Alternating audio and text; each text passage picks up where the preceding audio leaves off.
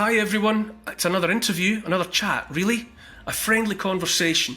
Today's brilliant guest is going to be taking us on a journey of exploration of what money is. And beyond that, to contemplate an element from the periodic table that has obsessed our species. Well, who knows when that started? I'm talking about the hypnotic glitter of gold.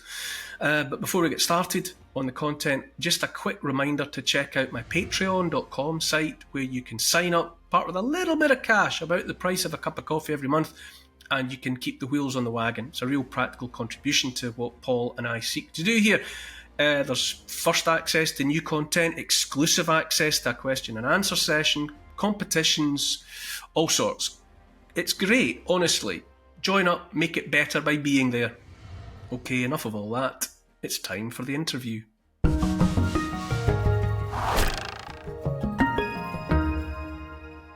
Hi everyone, fellow time travellers. It's an opportunity for another conversation. I'm loath to call them interviews. I much prefer the idea of a chat where both participants, give and receive equally. When it comes to today's topic, today's guest, we've just had the Prime Minister, Keir Starmer, promising a painful budget. Many of us know about the mountains of debt that are hanging over our heads like the sword of Damocles. As individuals and as nations and as a planet, there's Ponzi scheme fiat currencies out there. There's trillions being added to the US debt every 100 days. It's a precarious financial time. And I think about money and wealth a lot, not just in the practical everyday sense that we all need money, but the philosophy of it. And so after having a bit of a think and searching high and low, I've come up with, and I welcome now today's guest, Nick Ward, founder and director of Bullion Partners. It's a London-based company specialising in the delivery and storage of physical gold and silver, which is another concept that absolutely fascinates me. How much gold is there in the world, for example? So without any further trailing, good morning, Nick. How are you? Yeah, very well, thanks, Neil. Thank you very much, and thanks for having me on. Yeah, it's you're right. We're in a debt trap. There's no other word for it. Nick, it strikes me that as well as being something that we all need every day, cash, money, to transact, to pay bills, to buy the things that we need, that obviously money, wealth, it's a philosophical notion. It's an abstract as well as a practical and a physical. And I wonder, given that you're in the business of gold and silver, I wonder how you define and understand what money actually is. Yeah, absolutely. Neil, money's is simply a tool we use to acquire goods and services. That's it. It's a medium of exchange that allows us to store our value until we're ready to basically get what we want. But look, if you break it down even further, all money really is just a way to store your time. That's it. It represents the time and effort that you've expelled throughout your lifetime earning it. And at the moment, we use a fiat currency, which basically means that it's currency because of government decree. And what that does is it loses value because of inflation. And what people don't realize, though, is that fiat's designed by its very nature just to steal as much of your time as possible without you noticing it. And look, the government will explicitly tell you, it's 2%, which most people don't bat an eyelid at. And most people don't even bother complaining about it either. And that's what the government rely on. It's a nefarious way, if you like, of robbing your lifetime savings through the back door. Look, what it means is that your life energy is depleting by about 2% every year. So it's stealing your wealth as fast as you're trying to make it. Does there need to be inflation? Is that an inevitable fact of life, or is it a mechanism that is deliberately applied? No, it's a mechanism that's been deliberately applied. I mean, We've only been under this system, this modern monetary theory system, for the last 53 years. It doesn't have to be that way. We were always on a gold standard, and throughout history, we've always used something physical, a physical commodity, to base our currency off. And whether that was shells, feathers, copper, you name it, stones, certain types of stones, and then we eventually settled on gold. But no, absolutely, it doesn't have to be this way. But it's just to keep you on that hamster wheel, turning around, not being able to escape the system, seeing everything going up in value, but thinking, look, what's going on? I'm working as hard as I possibly can. Everything's going up in value apart from my wages. And that's because of the inflationary design of the system that we have at the moment. It's inherent. It's created deliberately in this way. It's by design. So the wealth that each of us has, great or small, is being deliberately denuded and diluted by government decree. And if that's the case, why? Why is it in the interests of government to devalue the money in my pocket?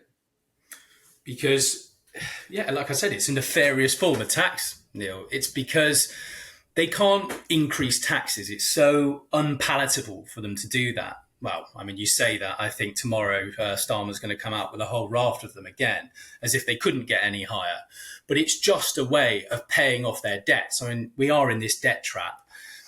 We built up such a huge, look, debt in the UK at the moment is 4 times the size of our GDP. It's massive. Never before has it been this size. And just to put that into perspective, Neil, that's about £350,000 per household, or 180 grand per individual. That's how much debt we're in. So we're now getting to a point in the next 2.5 years, probably by 2027, where we're not going to be productive enough in order to pay off the interest on that debt, let alone eat into the capital. And that's what's really concerning. So the government think, how are we actually going to pay this off? Okay, we've got to debase the currency and inflate it away. So, it's nefarious, and most people don't realise that that's how the system operates, but it's deliberately designed to take your purchasing power away from you without you noticing it. You touched on the history of money, and and I'm careful and mindful that we don't want people listening just at the mere mention of the word money. People tend to think of banknotes maybe, or coins, or whatever, but it's a concept that predates any of that, isn't it? I mean, what is your sort of, when someone asks you about the history of money, what do you say? How far back do you take the concept? Oh God, you could go back 5,000 years.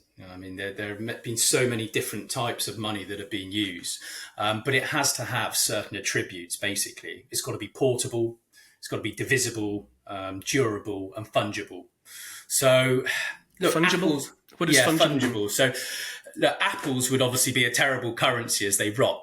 They're not durable. A lamb or a cow, for example, would be terrible because it's not divisible. But it's not fungible because, look, the rack of lamb would be worth more than the offal. So it's not interoperable, if you like. So over time, that's why gold became the best means of exchange. But not only that, Neil, it's got to be a unit of account as well. So, look, if you say, look, how much is that house? Oh, that's 10 bars of gold. Or how much is a week's worth of food? Okay, that's 1 bar of gold. So everything historically was measured in grams or ounces of gold. But it's actually only since the early 19th century we then got these fiat currencies, which became the unit of account. So back then, 1 ounce of gold, it was $20. And that was the case for about 100 years. And that meant all the currency in the world was divided by the amount of gold that you had. But the problem with it, Neil, and the reason that we came off this is because gold was too slow, basically. It had to be, in modern society, it had to be sped up with the number of transactions that were taking place. So look, I could order a product in Scotland from you, Neil, from here down in London, but how do I pay you, as delivering the gold is just going to take too long? So over time, we basically developed a system where the gold goes into the bank, and the bank put it on something called a ledger. So instead of them delivering it, they say, well, take 1 ounce of gold, say from your ledger, Neil, and they'd add 1 ounce of gold onto, say, Nick's ledger. And that was just to get the settlement speed up. So the gold itself didn't move. The gold just sat somewhere and the transaction was just paper. Yes, exactly that. Yeah.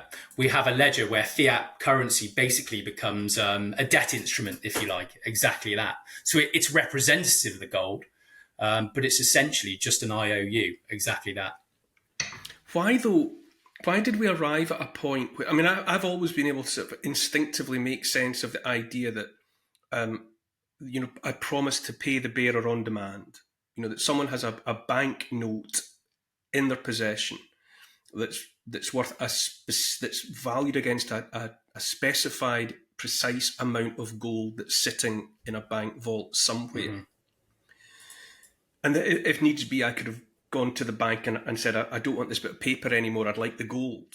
And that would have happened straightforwardly. Why did we arrive at a point where banks were putting out more notes than they had the gold to cover it?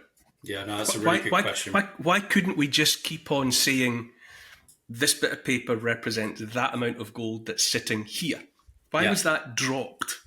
No, really good question. And that's because, well, if you go back to the 1900s with the Fed, so the Federal Reserve, they started printing too many of these paper certificates, too many of these debt instruments, but they didn't have enough gold for them. And that's where they got into a huge amount of trouble in 1933 because they just owed too many people too much gold. So what FDR did is he introduced the Emergency Banking Act, where they declared a bank holiday, created a crisis, essentially, closed down all the banks for 4 days and stopped people taking their money out. And then, Neil, they signed something called Executive Order 6102, which made it illegal for the public to own gold and actually get it out of the bank. And then they turned around and they said, oh, no, don't worry, though. We'll pay you $20 an ounce. It's just not redeemable for gold anymore. And by the way, we're revaluing it to $35 an ounce as well, which meant that basically everybody who gave their gold in lost 70% of their purchasing power. And they were basically left with this debt instrument that was no longer backed by anything. And that's how it worked. And presumably people took that on the chin because they were being sold it as something sort of patriotic or faithful to the needs of the greater good, that they were surrendering some of their wealth. Yeah, you hit the nail on the head, Neil. It's they were psyoped almost into thinking that they're doing their patriotic duty, and it would almost be treacherous to keep it. But that's they managed to do it. The situation continued for the 40s, 50s, 60s, until a lot of countries in the world started saying, look, what's going on with these paper certificates? We don't even trust them anymore.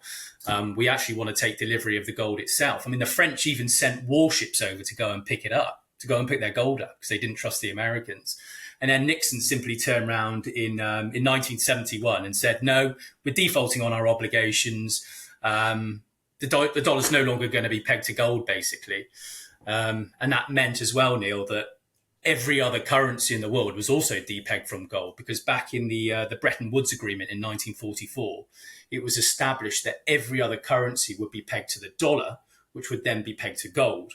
But the US just lied. They completely lied about the requisite amount of gold that they had, and they defaulted on it. So that was, to go back to your first question, that was the first time in humanity that we'd ever seen a currency that wasn't backed by a commodity. And that's how we ended up in the predicament that we're in today. How is it, and this is probably an impossible question to answer, but I've been paying attention to debt for a lot of years, national debt and so on. And for, I don't know, more than 20 years, I've been hearing people say the bubble's about to burst. They can't kick this can down the road any further. It's all going to happen next year. It never does. How is it that the nations, the World Bank, the Bank for International Settlement, or whoever you want to point the finger at, keep this thing going when it sounds like it's a Ponzi scheme? that everyone knows about. It's exactly what it is. It is a Ponzi scheme. There's no other word for it. And they can continue to kick the can down the road with more QE, more cowbell, more money printing.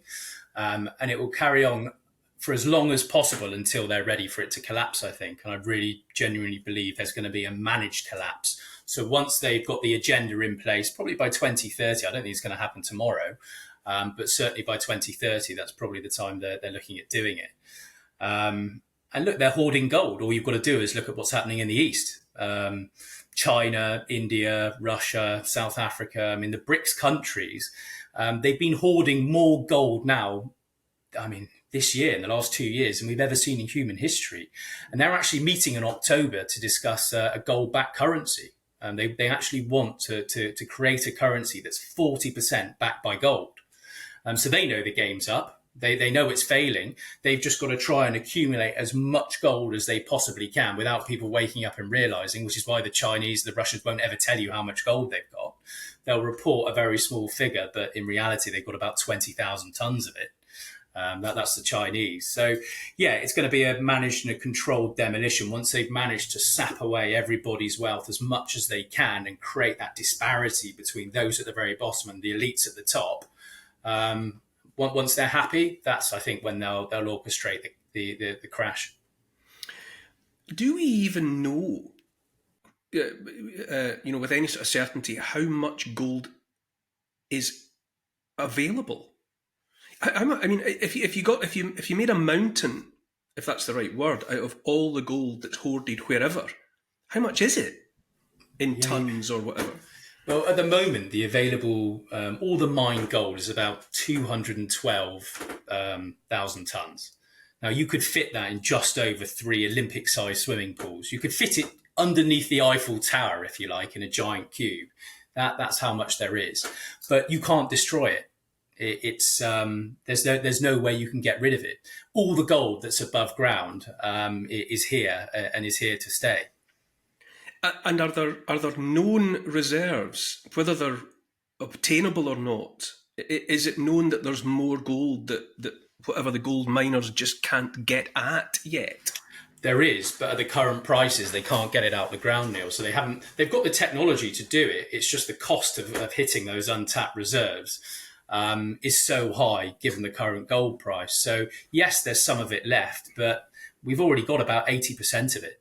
There's only about 20% left. We hit peak gold years and years ago.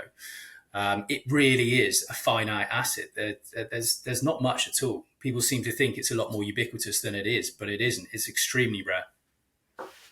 You say a managed demolition, and you mentioned the year 2030.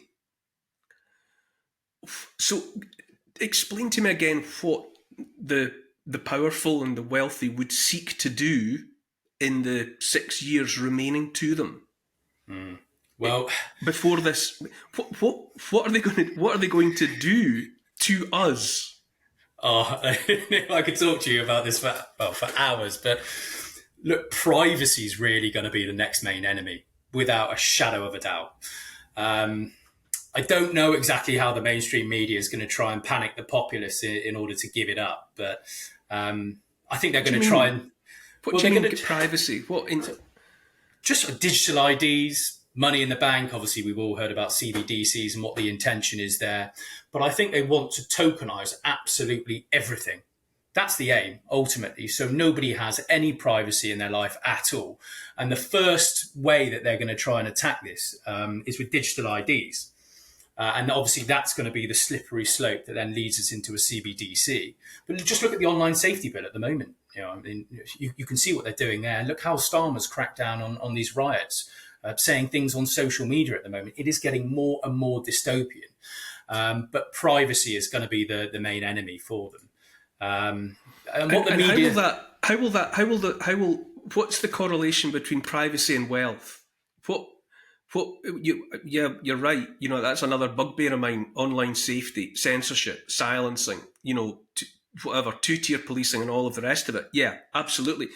But how does loss of privacy affect money and wealth? Because ultimately, if you don't have privacy over your own money, they can control what you actually spend it on. They can control how much wealth you're even allowed in the bank. Let's say, for example, your social credit score isn't up to date, or you spent too many carbon credits. That's going to be a new one that's added into it as well. They'll simply say, okay, we're going to give you -5% in the bank. You're going to be actually receive negative interest rates because you're a social undesirable. But you know what? You've just come out of university. You're trying to start a family and buy a house. Okay, we'll give you 3%. But not only that, they'll socially engineer us and prevent us from flying abroad too often. And then they'll try and monetize that system and try and sell us carbon credits. That's also another thing that's to come. So privacy and taking privacy and control of your wealth, I think now is just so important, because you need to get on that life raft because the door's closing. It really is. I think if they could do it now, they would. They just don't quite have the technology set up to do it. But every central bank throughout the world is developing a CBDC. I mean, they're all at it. I mentioned, cryptocurrency.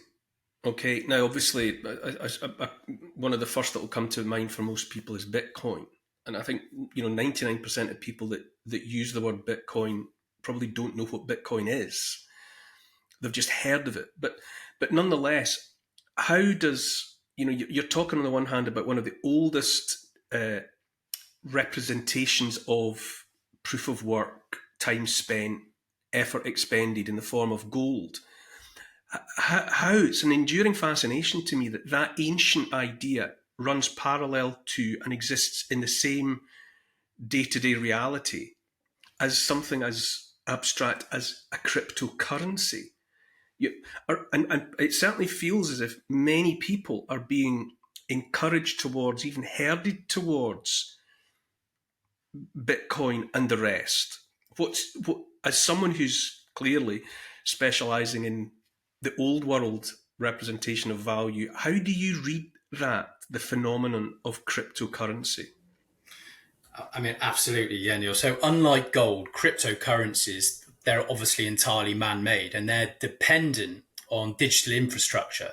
So they're subject to the rules set by those who control that infrastructure.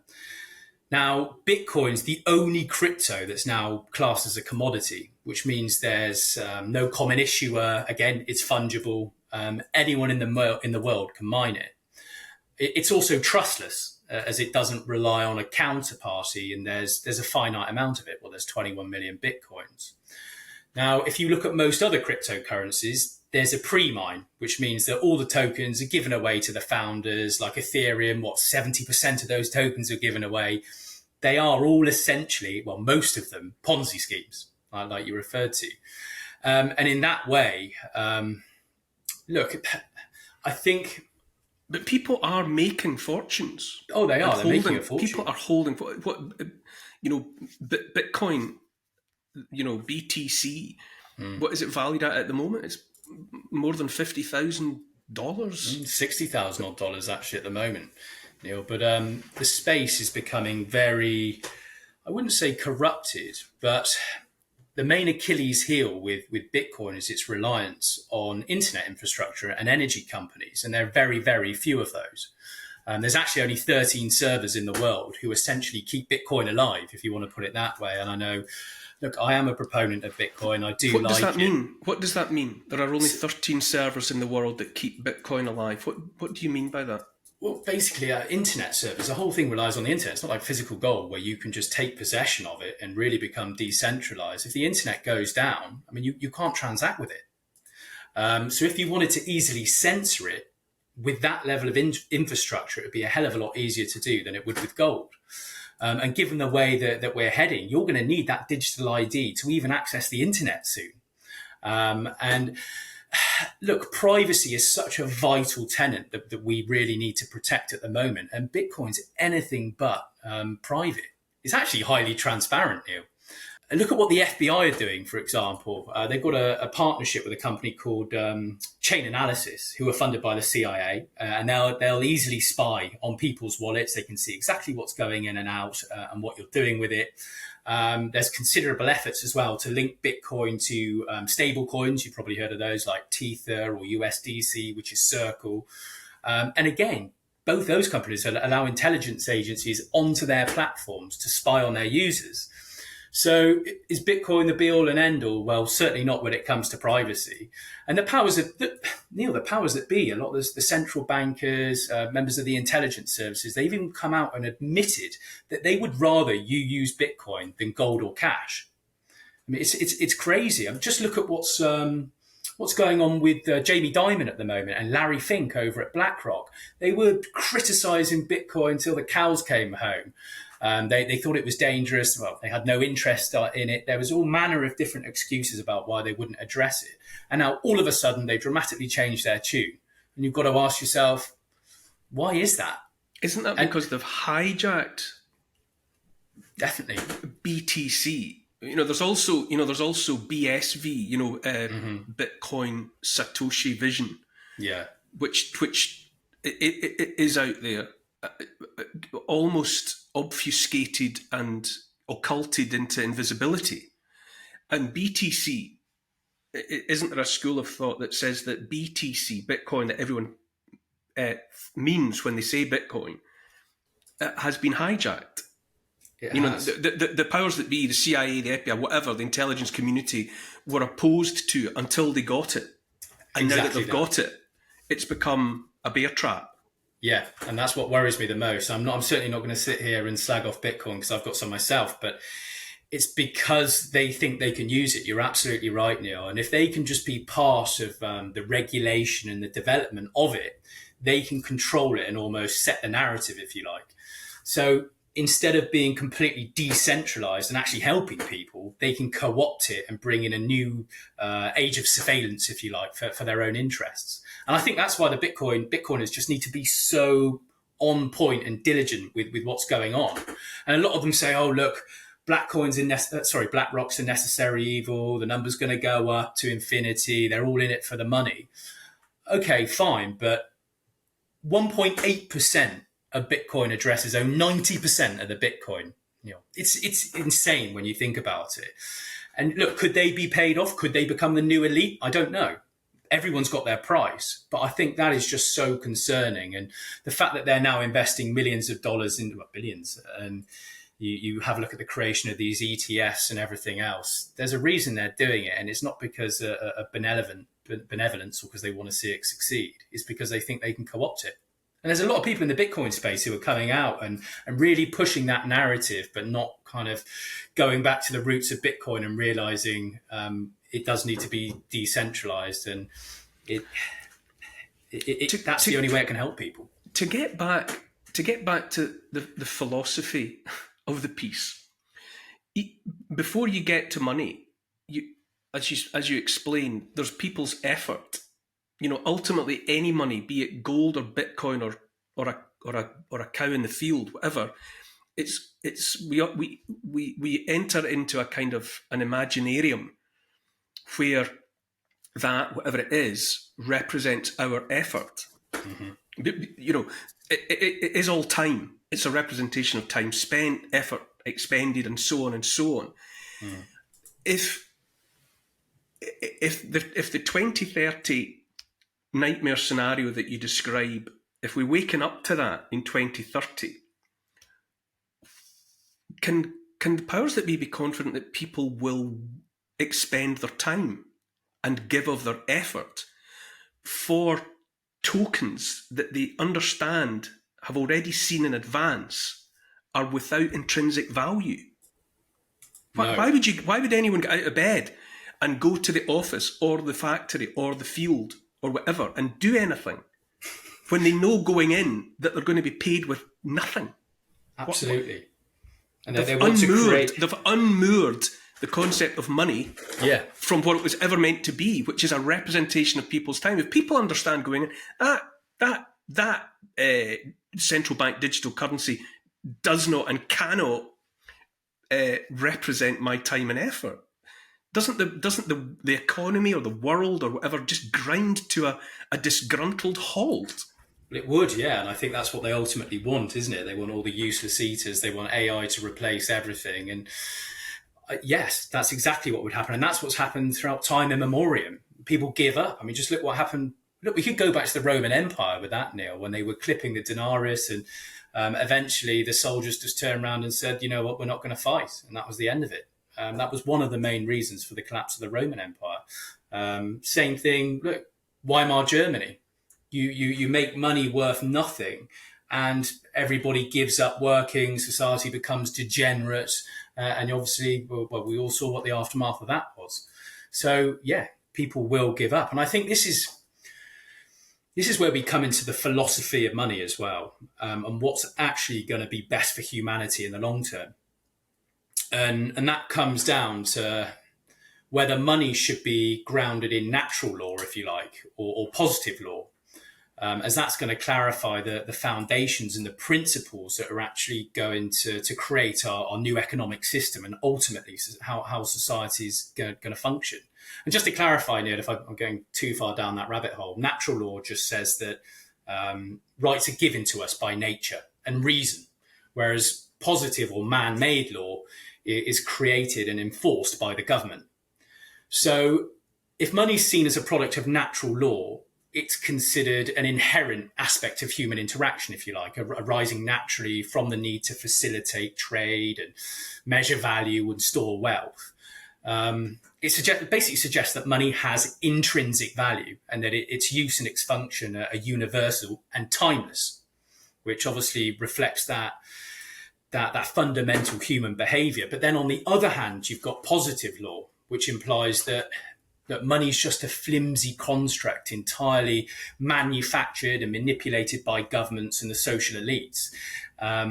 Its value and its function are nothing more than just an arbitrary legal or social agreement. And it's because of that perspective, that positive law perspective, that it's allowed innovations like fiat. Because, look, it doesn't have any intrinsic value. It's not backed by anything apart from the authority of the state. It's not backed by a physical commodity. And look, even the banks have come to that realization now. I don't know whether you've heard of Basel III, Neil. It's just never heard. No, it's basically a set of reforms by the Basel Committee on banking supervision, if you like, to strengthen regulation and risk management. And it was introduced after the last financial crisis back in 2008. But one of the key aspects of Basel was its treatment of gold. And it was back in 2019, I think it was, that it was classified as a tier 1 asset. So on par with their cash and their government bonds, all the fake money. And that obviously made it the most liquid and safe holding that banks could have. It's the most reliable form of capital for them to hold, which means there's zero risk in holding it. So even the banks have come to the conclusion, ultimately, that they need something real that's physical rather than just a man-made creation.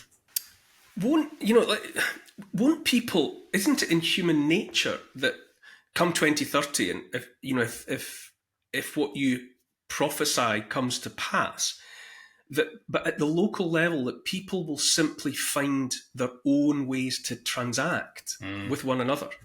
Yeah. If you've got a service you can provide, or you've got a commodity or goods or food or whatever that people want, won't people accept alternative representations of wealth? Go, yeah, CBDCs, forget it. Bitcoin, can't access it because all the power's down. People will still obtain food, do things for one another on a transactional basis. How would any government, however nefarious, however malintentioned, subvert that? I mean, people deal with people. Yeah, and I'd love to see it. Just complete decentralization, people forming their own communities, looking after each other. One person has the pigs and they trade with the person that's growing the vegetables. And I think inevitably that is what's going to end up happening. As long as we do not go full on digital and everyone gets sucked into the system. And yeah, take delivery of pieces of gold. It's universal. Whenever we've seen a crash in history, again, Weimar Germany, Zimbabwe, Argentina, Venezuela, what's the one thing that people recognize and go back to trading and gives them that unit of account? It's gold every single time. And that does seem to be fundamentally underwritten as a concept by the real world action that you mentioned of all these BRICS nations and the BRICS nations represent most of the world's population. The petrodollar West is a fraction of the population potentially that now might count itself into BRICS, and that as part of the Enbridge project and the gold-backed unit currency and so on, that is a real world demonstration that nations are saying, oh, enough's enough. Let's get our gold back. I don't want it in the Federal Reserve or anybody's reserve. I want it where I can see it. Yeah, a lot of European countries have even been doing that. I mean, Germany did it a good number of years ago now, but people want to actually get it in their hands. They don't trust the Federal Reserve. It's never been audited. We don't even know whether they've got the gold that they say they do. Probably not. It's probably been lent out to many other countries many times over. But yeah, if you look at what's happening in China, every citizen is actually encouraged to buy gold. They've got a 50% savings rate in China. And look, they certainly don't trust the property market over there at the moment. They don't trust the banks. Where else can they keep their gold? So they all, not only culturally, but they're encouraged by the government to take delivery of it. Let's say you're right, and there's 200,000 tons of gold, 3 Olympic-sized swimming pools full of gold bars and coins and jewelry and fillings and everything else, and that's it. If you've got the US owes 36 trillion at the moment. It's adding 100,000 in debt every second, a trillion every 100 days. There's 200 trillion in derivatives over and above, also hanging over everything, and yet this finite amount of gold that everybody wants is what is valued at $2,500.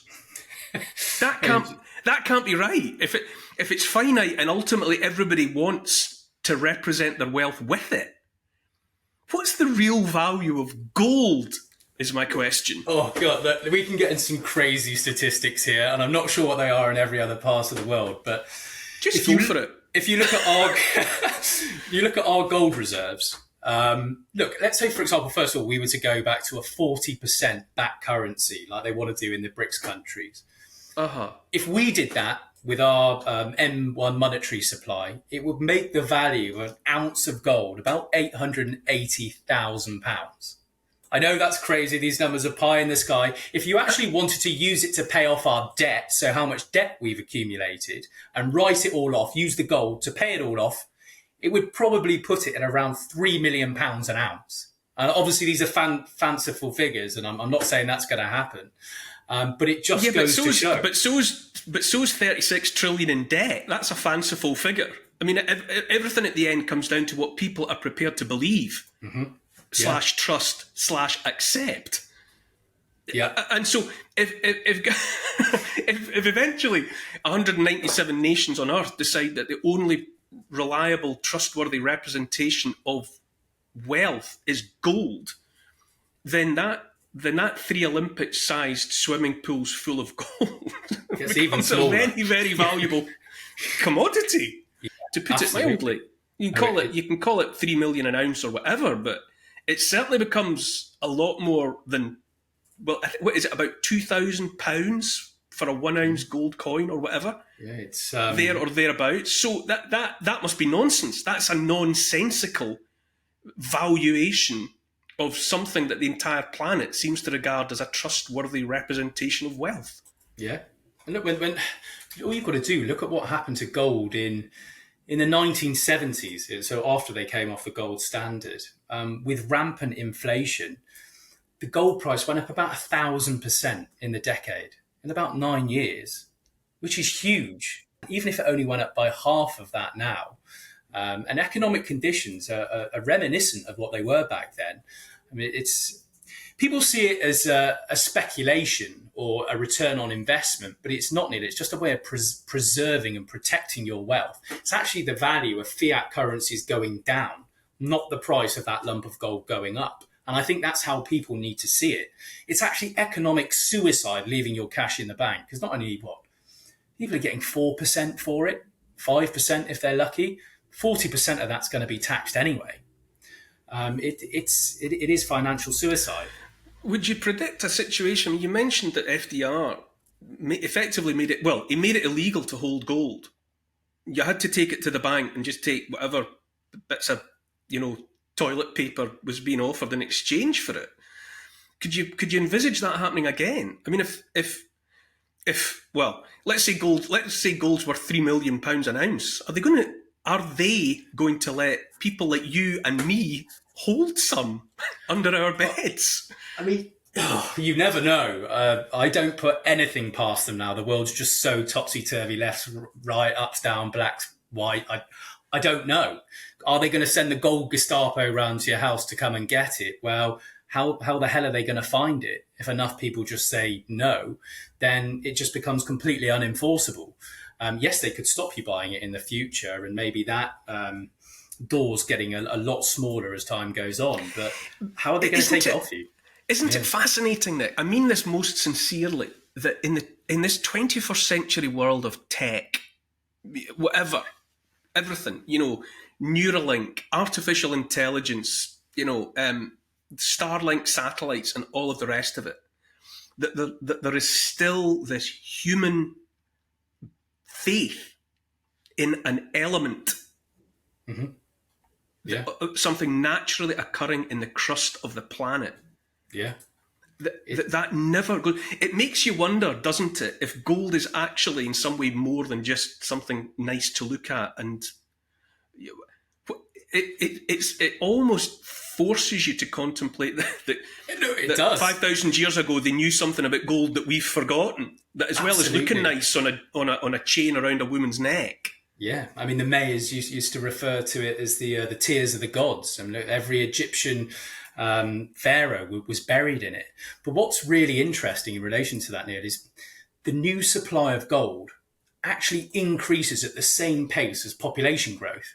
So there's just as much gold now per capita as there's ever been. It's really nature's form of money. You're absolutely right. And like I said, it's indestructible. It's inert. It doesn't rust. It doesn't decay, tarnish. It always keeps its shine. But how can that be true when there's a finite amount of it? How can it, if there's only that much? What do you mean when you say it keeps on being as available as it ever was? Well, there's a natural amount of it still being dug up, and we will get to that point where there just isn't enough of it left. Yes, there's some of it, there's a lot of it in the sea, but it's just so dissolved and it's so tiny, there's no way you can access it. But yes, to go back to what you said earlier, it was part of the very dust that formed the solar system.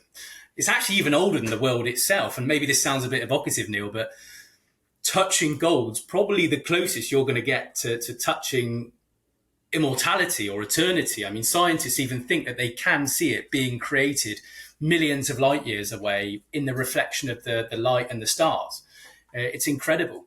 It really is.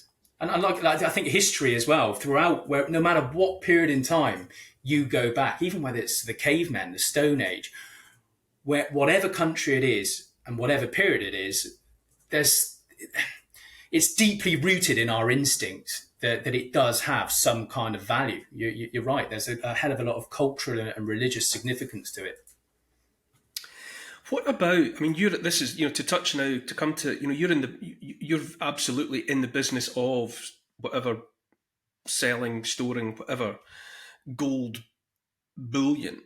What about? I know various people who have bought into the value of gold. We get that, but they don't hold any.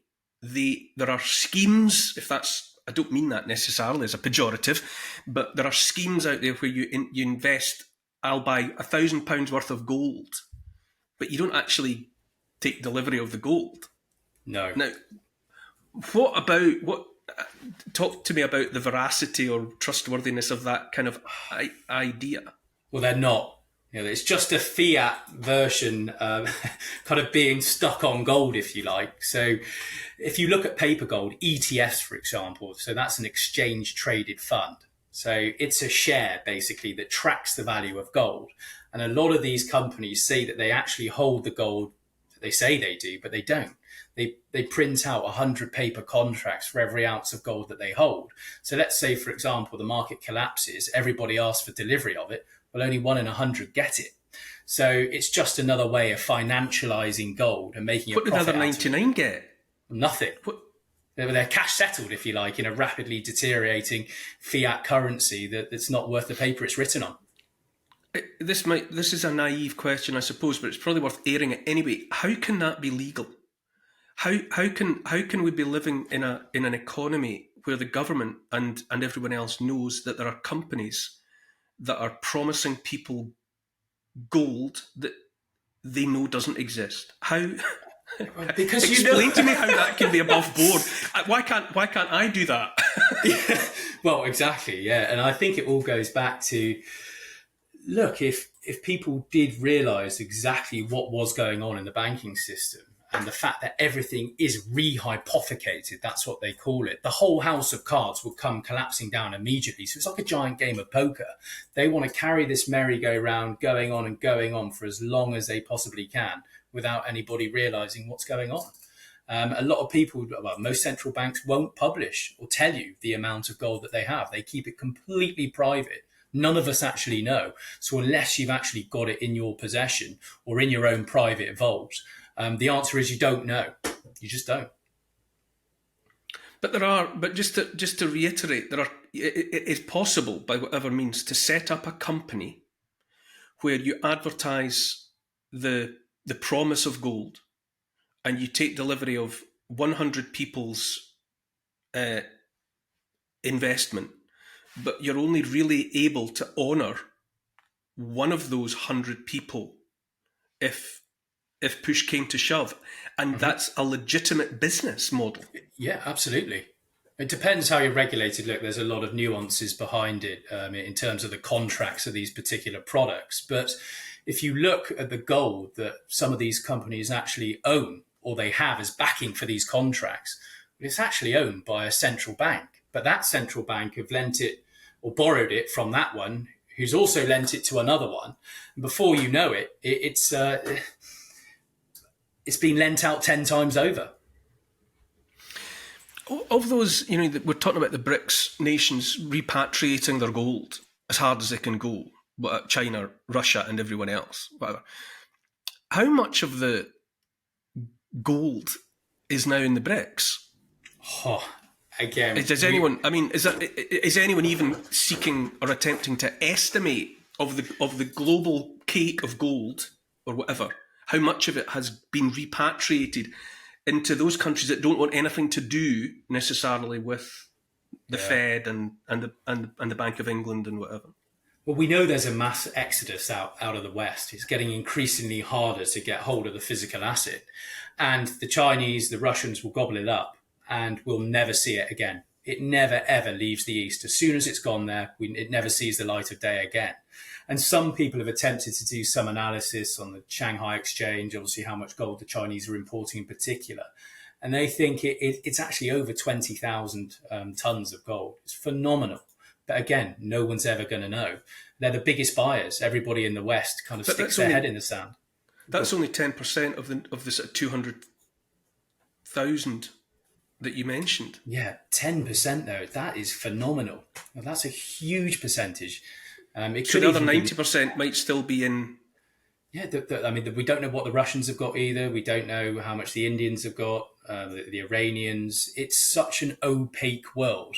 No one's ever going to come out and tell you exactly how much they've got because it creates so many geopolitical issues. If the Chinese came out and said, okay, we've got 20,000 tons of gold, that's like throwing the gauntlet down to America and saying, yeah, we're going to de-dollarize. We're going to get off your system. We're going back to the gold standard now. And it would create, it'd create hell. God knows what the ramifications of it would be. So that's why geopolitically they want to keep it as quiet as they possibly can until they've accumulated enough of it so they can go back to that gold-backed CBDC, which I think ultimately it's going to be. You could imagine wars being fought not for oil but for gold. Yeah, and water. I mean, everything's about resources. The human population is getting larger and larger, but it wouldn't surprise me. It really wouldn't. Yeah. But I'm not telling you your business, obviously, but it does seem to me that I can't think of any reason not to seek to own a bit of gold. Yeah, it doesn't seem like what would be the short of the the gold Gestapo eventually coming and kicking down your doors in search of it. But in every other respect, what could possibly be the disadvantage of holding something that at the moment, on the face of it, seems to be ludicrously undervalued in Extremely relation so. to what it represents to 8 billion people? Yeah, I think people have got to see it as a long-term store of value. It's a foundation for their portfolio. It's insurance for when everything crashes around them. And look, I suppose the only danger is the gold price can fall back. It can dip. Let's say it goes down 5% in the year, which has But how been, could it? How could it possibly? That would have to be artificial that no one would believe. yeah, You know, well, if you tried to tell obviously, people tomorrow that gold was only worth $1,000 an ounce, would that take root with people who already know? Oh, wait a minute. yeah, exactly. Russia and Look, China and India can't get enough of this stuff. How can you possibly be telling me it's not valuable? and that the powers that be, and this is another rabbit hole that we could go down, but they are trying to manipulate it as such. They're trying to use the paper market to keep prices as suppressed as they possibly can. All the while they're accumulating and hoarding the physical. So there's a lot of manipulation that goes into it. There really is. They'll say that there isn't, but I mean, it's pretty obvious that's So do you what's mean that going on. they tried to trick everyone into thinking it's not very valuable until they've got it all, and then they say, oh, guess what? It's actually worth. Exactly. Okay, we're ready to revalue it again, just like FDR did. What we were speaking about earlier, Neil. Revalued it at $35 instead of 20. What about in this world of where metals are increasingly needed in semiconductors and the gubbins of whatever wind turbines and all of the rest of it. What about other metals? You know, we haven't touched at all on, well, certainly silver, but what about, I don't know, copper and all of the rest of these things that would seem to be inherently valuable for a high-tech world? They are. I mean, look, silver is so, I mean, it's essential for industry. If you look at solar panels, electronic car batteries, catalytic converters, it's one of those only metals that will efficiently conduct electricity when it comes to these renewables. I mean, I think Elon Musk was even trying to buy a silver mine at one point to guarantee the supply of it.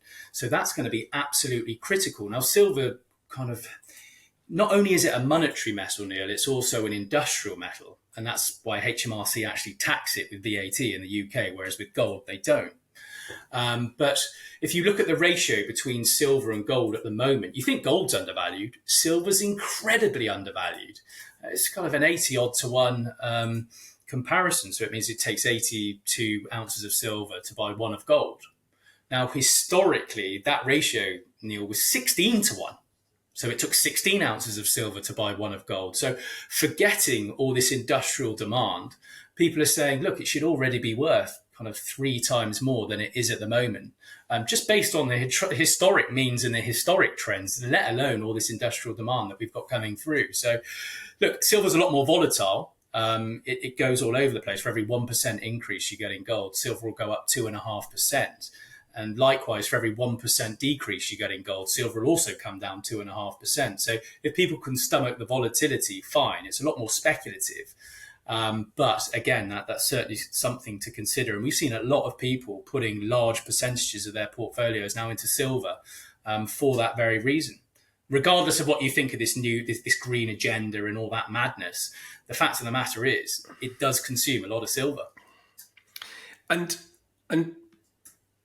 I know that, well, like a gold coin, when you buy it, hold it, if you come to sell it, you don't pay capital gains on it.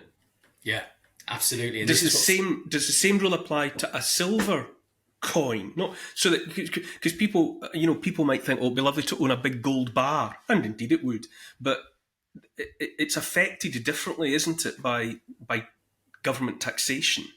Absolutely. And this is what's so important in terms of protecting people's retirements and their savings. As a UK resident, you qualify and benefit for the tax-free metal. So it just means that you've got the ability of growing your portfolio, and it doesn't matter how much or how quickly you do it by. It's completely exempt from tax. And there's just a caveat of British law, which means you can't tax the flow of currency. And that applies to both gold and silver coins. So it is one of those only assets that's going to keep ahead of inflation. I mean, of course, the inflation rates, Neil, they don't include the cost of government. If you look at the CPI, the RPI, they don't include tax in that either.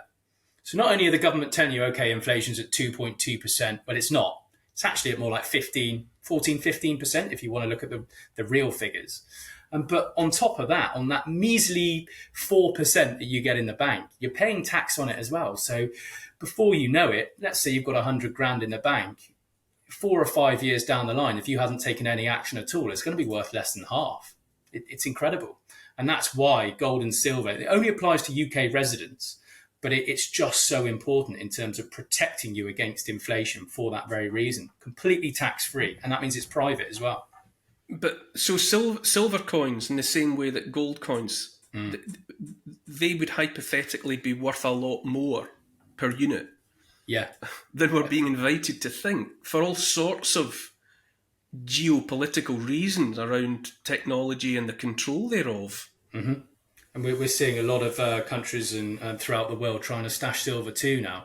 Not so much for, well, copper too. If you look at China, there's a hell of a lot more copper in the world than there is silver and gold, of course. But yeah, everybody's out to grab as many resources as they can. What would be, we've covered quite a lot of ground there, philosophically and practically, but, and again, I'm only asking you to speculate, and I'm not going to hold your feet to the fire on it, but what do you see happening in the medium term future? Do you think they'll just kick the can down the road, and that the fiat currencies will just be kept up like somebody that's been knocked unconscious in the boxing ring and is only being held up by the continued fusillade of blows? Or do you think can it get away from them? However much they want to keep it up, to keep kicking the can down the road, is it possible that it gets away from them? Oh gosh, that is a good question. Can it get away from them? I think it will eventually. I mean, there's a hell of a lot more of us than there are of them. And I think if people just say, no, I'm not buying into your system at all now, that's what they fear the most. People just saying, no, I'm not going to interact with whatever CBDC you've got coming. I'm going to build my own community. We're going to transact with gold. We're going to barter. We don't want to be part of it anymore. That's the only way that we'll get out of it, I think, Neil. People have just got to avoid the fear. It's all going to be based on fear. There's probably going to be some kind of a cyber attack. I mean, the WEF have been talking about that for a couple of years now. And they'll get all the central banks, the commercial banks, big tech together, Silicon Valley, and they'll try and implement some kind of digital shutdown, I think. And what that's going to do is panic so many people.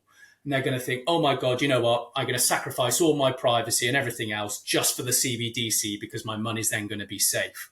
But if something's free like that, then you're going to be the product. So just say no, get out the system. And look, if you've got some gold in your hands, you've got it on your person, it's going to make it a lot easier for you to say no. So I think it's just civil disobedience, Neil. That's the way that we get out of it. This perpetual fear of the cyber attack. I often lie in bed at night and think about how I am old enough that I remember a long part of my life before any of that, before the internet, before any of it.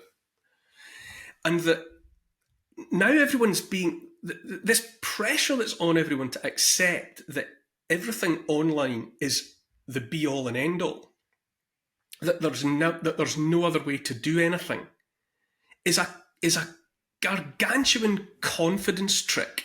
Absolutely. You can't cyber attack a person's inherent potential. You can't cyber attack a person's skill, what they know, what they remember. You can't cyber attack books on bookshelves and LPs, No. on shelves. And you can't cyber attack a person's ability to go out and plough a field or fix a blocked toilet or plaster a ceiling. You can't cyber attack that. You can't. All of those inherent values that are what make people useful to one another cannot be cyber attacked. No, and that's why I say to people, look, it's so important. Don't just get your gold. get real books. I mean, they're trying to edit the books now and change the language in them to get rid of things that maybe aren't as socially desirable. They are corrupting absolutely everything. Yes, grow your own veg. Don't just rely on it from the supermarket. Learn a skill. Learn how to even start a fire. I know it might sound dystopian and everything else, but there's going to come a point in time where you're not going to be able to get access to all these things like you can at the moment. They're going to restrict that knowledge and keep it to a very certain number of people. I suppose it's just like in the Dark Ages when, the Catholic Church, they held all the information, all the power to everything. It's just who controls that information. So yeah, completely decentralized. It's so important. I've got thousands of books in my house for that very reason. Original copies of some things as well, because they're already at it. They're already editing them, and they know in the real world they can't do that. Yeah. It is, I mean, I think you said it, words to the effect. It's just about fear. That's all that's being applied against us is fear. And it's, don't believe in it. Never. Fear should be the most devalued currency. Absolutely. We should just say, if fear is running at $3 million an ounce at the moment, let's just remind each other that actually it has no value whatsoever other than that which you invest it personally.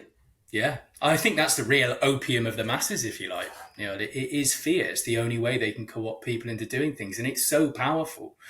But I think the pendulum is starting to shift. I think there is light at the end of the tunnel, and people are realizing, no, I'm not going to be co-opted in the way that I once was. I mean, over the pandemic and everything else.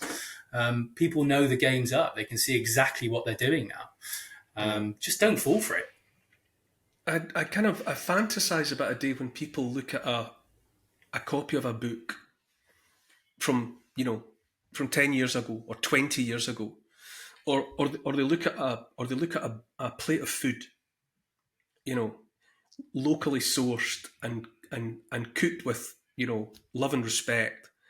That when people start to look at those things and remind themselves that ultimately these are the only things of value. Things like the real thing. You're talking about gold, how you can hold it in your hands. But food, a book, a recording of music, a physical version of a film that you love or whatever. Mm-hmm. These are real things. And even relationships. Yeah, Neil. You look at now, everybody's on their phone constantly. You can't go out and have a nice dinner or whatever it is, or enjoy time with your family without everybody permanently being glued to their phones. Something that had occurred to me, and I heard Tucker Carlson say it recently. I've spent some time with Tucker Carlson, and he said just the other day, or he's been saying for a little while now, that he's mindful of the way in which things can be shut down, censored, and whatever, and he's going out to do live events, to go to real rooms with real audiences and with a real guest, and he's going to talk in that old form, analog version of everything. And that's a thought that's occurred to me, that we need to get back to that, gathering. You thought the Sermon on the Mount 2,000 years ago, people still remember it. However many people were actually there, the world has never forgotten the Sermon on the Mount because it happened to real people listening to another real person. And we've got to get back to that. Tucker's right. And I've thought it as well. This is great. This is a miracle that you and I are having this conversation just now. You could be in Timbuktu and we would still be able to have this conversation. And it's brilliant. But not only, but also to reinvest in the value in being in a room with a couple of people. They can't cyber attack that. They can't. And I think a lot of people are going to start giving up a lot of technology, and hopefully they're going to realise this. And like I said, the pendulum is swinging. A lot of people that I speak on the phone to, so many of my clients, they say exactly the same thing. They're abandoning it. They're getting out there and making that proactive effort to go and see their friends more in their communities. It's that's the way it's going to go. There's no doubt about it. And that, like I said, that is what they fear the most. Yeah, I think it's interesting, isn't it, that gold is real, and it maybe the renewed interest in it is because it's symptomatic, as you say, of that swinging pendulum, and people, what they want. People talk about a loss of meaning. People want real. They want, and gold's just an emblem, an icon of real. And maybe the pendulum swinging back is going to reunite people, real physical face-to-face relationships, real things held in the hand will be valued for what they are. Interconnected. It's all interconnected. Yeah, absolutely that. And again, that takes us back to the natural law versus man-made law. What's real and what's not. And as soon as you buy a bit of gold, it'll take you down so many other rabbit holes because they are interconnected. Nick Ward, founder and director of Gold Bullion Partners. That's been a most enjoyable conversation for me, I hope for you, and I'll certainly spend the rest of the day mulling over just some of what we've said together. Thank you. I've really enjoyed it. Thanks very much for your time there, Neil. And I look forward to speaking soon. Pleasure. We will. We'll talk again. We will talk again.